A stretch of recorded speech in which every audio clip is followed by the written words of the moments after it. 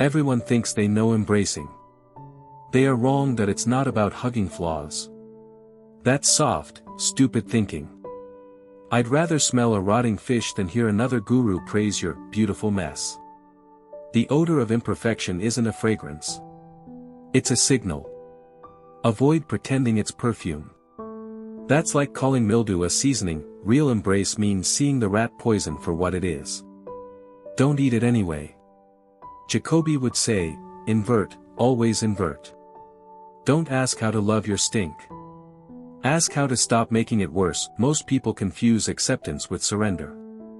That's evil, against civilization. Accepting a broken toilet doesn't fix the smell. Use Cog Cloud to track what's broken. Fix the pipe, not the odor. That I have nothing more to add. Ask yourself, what imperfection are you still decorating that you should just flush?